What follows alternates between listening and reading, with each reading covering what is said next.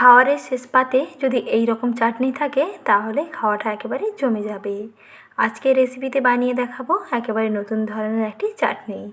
নমস্কার বন্ধুরা, আমি সাথী আমার কিচেনের আবারও এক নতুন রেসিপিতে আপনাদের সবাইকে স্বাগত জানাই। আজকের রেসিপিতে আমি বানিয়ে দেখাবো শুকনো বড়ই এবং টমেটো দিয়ে দারুণ স্বাদের একটা টক ঝাল মিষ্টি মুখরোচক চাটনির রেসিপি।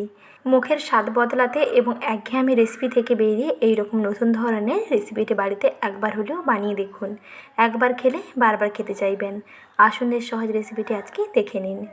প্রথমে দেখুন বড়াইগুলোকে ভালো করে ধুয়ে পরিষ্কার করে নিয়ে মুখের কাছে বোঁটাটা ছাড়িয়ে নিয়ে প্রথমে শুকনো করে নিতে হবে। প্রায় 2 থেকে 3 দিন সময় লাগবে, খুব ভালো করে শুকনো করে নিতে হবে। তারপরে বড়াইগুলোকে নিয়ে একটু এরকম ফাটিয়ে নেব, যাতে বড়াইয়ের ভেতরে মশলাটা খুব ভালোভাবে ঢুকে যায় এবং টক ভাবটাও অনেকটা চলে যাবে। এখন এই শুকনো বড়াইগুলোকে একটি বাটির মধ্যেই নিয়ে নিচ্ছি। কিছু মশলা এবং কিছু উপকরণ এর সঙ্গে মিশিয়ে নেব। প্রথমত বড়াইগুলোকে এরকম ফাটিয়ে নিতে হবে। বড়াইগুলো ফাটিয়ে চাটনিটা বানালে গ্রেভিটা খুবই সুন্দর হয়। তার জন্য এরকম বড়াইগুলোকে ফাটিয়ে নেবেন এবং এর মধ্যে মশলাটাও দেখবেন ভালোভাবে ঢুকবে।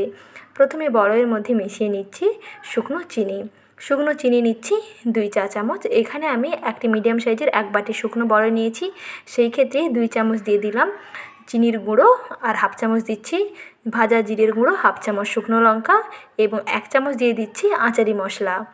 প্রথমে এই সব শুকনো উপকরণগুলোকে দিয়ে একটু মিশিয়ে নেব। অল্প 1 চিমটে সামান্য দিয়ে দিলাম হলুদ গুঁড়ো আর দিয়ে দিচ্ছি 1 চামচ সর্ষের তেল দিয়ে খুব ভালো করে ম্যারিনেট করে নিতে হবে।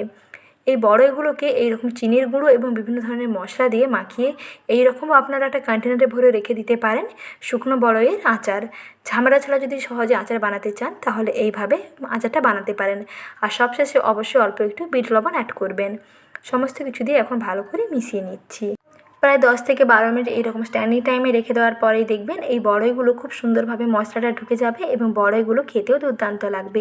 এই পর্যায়ে আপনারা একটা কন্টেনারে ভরে রেখে দিতে পারেন, 1 সপ্তাহের বেশি দেখবেন ভালো থাকবে। কিছুক্ষণ এরকম মিশিয়ে নেওয়ার পরে প্রায় 10 থেকে 15 মিনিট রেখে দিতে হবে, যাতে এই মশলাগুলো এই শুকনো বড়াইয়ের গায়ে অনেকটা ভালোভাবে ঢুকে যায়। এখন বড়াইগুলো দেখুন খুব সুন্দরভাবে তৈরি হয়ে গেছে। এখন আচার বানিয়ে নেব। আচার বানানোর আগে 10 থেকে 15 মিনিট একটু স্ট্যান্ডিং টাইমে রেখে দিচ্ছি। ততক্ষণে আচার বানানোর জন্য যে গুড় ব্যবহার করব, এখানে আমি আখের গুড় ব্যবহার করছি। সেই জন্য এখানে আখের গুড় একটি বাটির মধ্যে অল্প করে জল দিয়ে ভিজিয়ে নিচ্ছি। এতে এর মধ্যে চাটনির যে গ্রেভিটা আসে খুবই সুন্দর হবে। এতে চাটনির কালারটা দেখবেন খুবই সুন্দর হবে। এখন চাটনিটা বানিয়ে নিচ্ছি। তার জন্য একটি কড়াই গ্যাস ওভেনের মধ্যে বসিয়ে দিয়ে দিচ্ছি 1 চামচ সাদা তেল। সাদা তেলের মধ্যে একটি শুকনো লঙ্কা এরকম টুকরো করে কেটে ফোড়ন দিয়ে দিচ্ছি।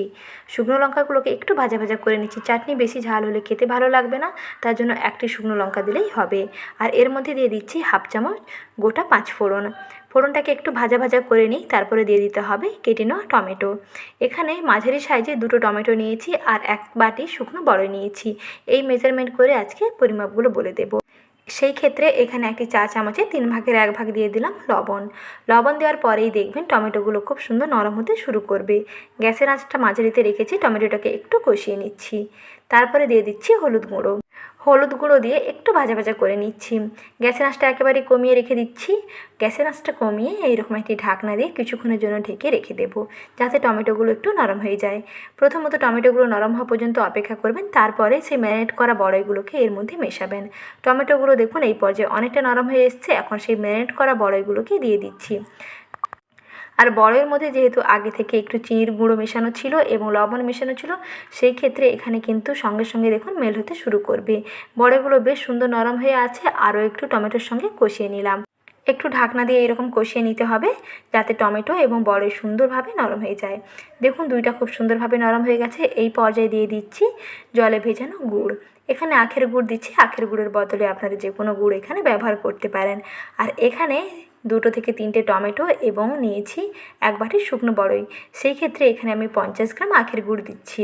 এতে মিষ্টিটা খুবই সুন্দর হয়। বড়াইয়ের মধ্যে যেহেতু টক ভাব থাকে, তাই টক ভাবটা একেবারে চলে যাবে। একেবারে বেশ সুন্দর টক ঝাল মিষ্টি একটা মুখরোচক চাটনি তৈরি হবে। তার জন্য এখানে 50 গ্রাম আখের গুড় দিয়ে দিতে হবে। এখন সব কিছুকে ভালো করে মিশিয়ে ফুটিয়ে নিচ্ছি। এখানে আর কোনো রকম মশলা অ্যাড করবেন না। যতগুলো মশলা অ্যাড করার ছিল তখনই এই বড়াইয়ের মধ্যে মিশিয়ে নেবেন। কিছুক্ষণ দেখুন এরকম ফুটিয়ে নেওয়ার পরে যখন এইরকম গ্রেভি থাকবে, সেই পর্যায়ে একটি প্লেটে সার্ভ করে নিচ্ছি। খেতে ভীষণ দুর্দান্ত হয় আর বানানো দেখবেন খুবই সহজ। একেবারে সামান্য অল্প একটু উপকরণে বানিয়ে নেওয়া যায় এই রকম টক ঝাল মিষ্টি মুখরোচক শুকনো বড়ই এবং টমেটো দিয়ে চাটনি। খাওয়ারের শেষ পাতে অল্প এরকম চাটনি থাকলে খাওয়ারটা দেখবেন একেবারে জমে যাবে। যেই খাবে সেই আপনার প্রশংসা করতে বাধ্য হবে এবং বারবার রিকোয়েস্ট করতেই থাকবে। তাহলে আর দেরি না করে ঝটপট তৈরি করে ফেলুন এরকম টক ঝাল মিষ্টি মুখরোচক শুকনো বড়ই এবং টমেটো দিয়ে দারুণ স্বাদের একটা চাটনি। আজকের রেসিপিটি একটু ভালো লেগে থাকলে ভিডিওটিতে প্লিজ লাইক করবেন, সঙ্গে চ্যানেলটিকে সাবস্ক্রাইব করে নেওয়ার অনুরোধ থাকলো। ভালো থাকবেন, আবারও শীঘ্রই হাজির হচ্ছি নতুন রেসিপি নিয়ে। পরবর্তী রেসিপি দেখার আমন্ত্রণ থাকলো। ভালো থাকবেন, সুস্থ থাকবেন, ধন্যবাদ।